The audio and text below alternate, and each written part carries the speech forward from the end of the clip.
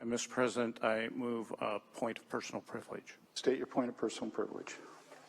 Thank you, Mr. President. I have been bothered for the last couple of weeks on an issue, and I thought that it would be best to address it here before our friends and colleagues to clear the air. And my intent is that this be done in a very instructional and reconciliatory manner, and I trust that you will keep me within those boundaries. Mr. President, yesterday we recognized the people in the country of Taiwan, and I did not mention my family and my wife. And the reason I didn't is I was self-censoring. And the reason I was self-censoring was because of a tweet that went out a few weeks ago that called into question whether or not members on my side of the aisle ought to be referencing their Asian relatives, specifically Asian wives, during floor debate on certain issues. And that left a bit of it stung. It left a bit of a mark on this side of the aisle. Many of us have Asian relatives, and we often mention them when we feel it's appropriate. But I thought back to, I went through a lot of emotions. I was frustrated, a little angry, insulted. And then I thought back to some very appropriate words that you started this session with, Mr. President, to treat each other with grace and patience. So I gave myself some time, and I reached out to the member who authored that tweet, my good friend, Senator Nguyen. And Senator Nguyen, to his great credit, graciously spent time with me in a one-on-one conversation so that we could understand each other's perspectives. And I want to thank him for that. It was very valuable. He got to share his perspectives. I got to share my perspectives. While we may not have convinced each other, I thought that's how we do it here in the Senate when these types of issues come up, because we have to discuss issues that are complicated and controversial. And it would have ended there if it had just been a remark in the hallway or in an office that was confined to a few people.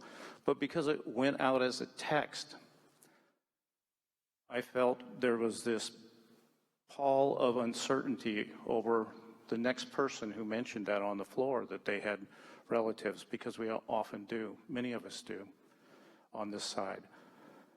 So I thought it would be instructional to the rest of the body to explain why I think it's not only appropriate but beneficial done properly.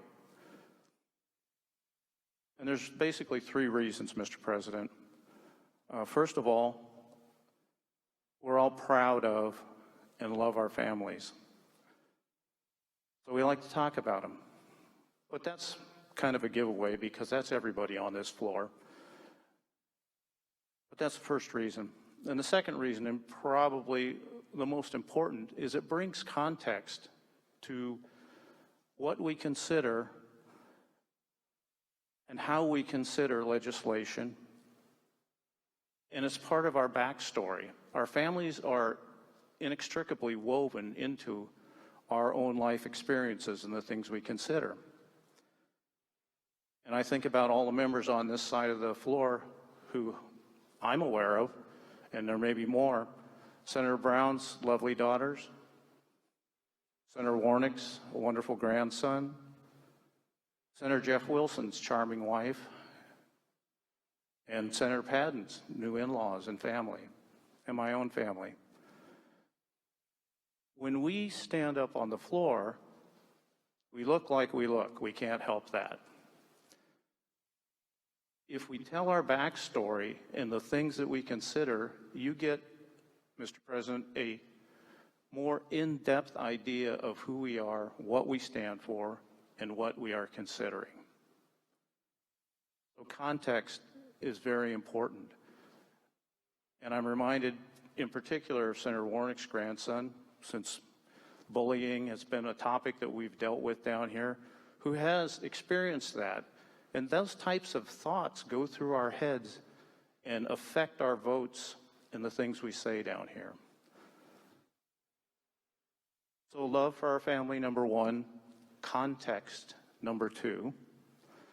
And thirdly, it's an open door to people who might not approach me or other members if we didn't mention that. It's an open door.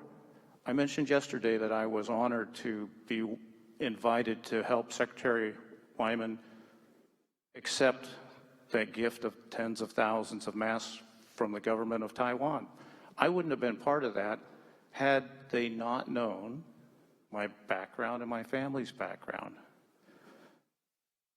And it's been effective. Asian Americans come to me when they want bills sponsored, when they have questions about amendments, when they just want to talk, because we have that in common.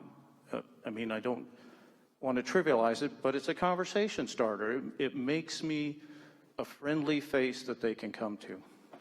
So for those three reasons, I think it's most appropriate and very beneficial that people know our backstory.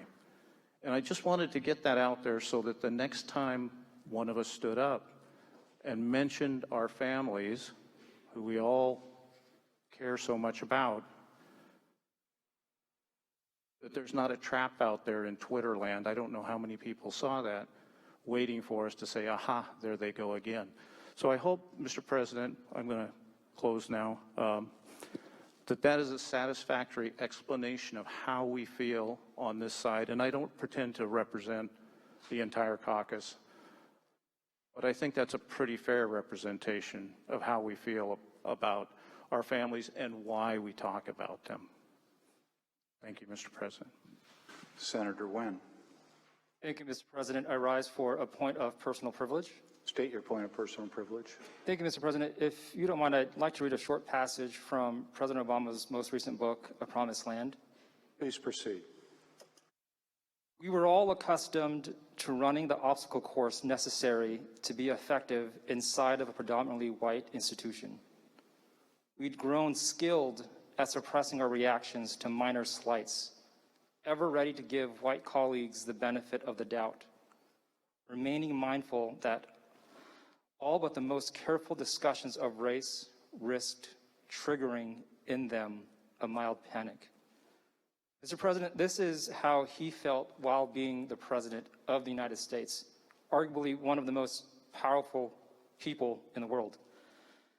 And this is how many of us feel here in the legislature as well. Not nearly as powerful, but the experiences are similar. And we've had some tough debates this year, Mr. President, on issues around racial equity.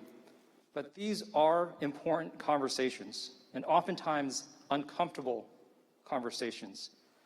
And despite coming to different conclusions on some areas, I am thankful for the good senator from the 39th and others that I've had the opportunity to speak with, because I believe that it is this dialogue that will bring us forward. And if this had been the other Washington, we may not have had the positive and constructive dialogue that we were able to have. And I hope that this actually does inspire more dialogue and opportunities for us to learn more about each other and our experiences that we bring to the legislature, so that we can better serve the people of Washington State. So thank you, Mr. President, for the opportunity, and thank you to the members on the other side for the opportunity to speak with them as well.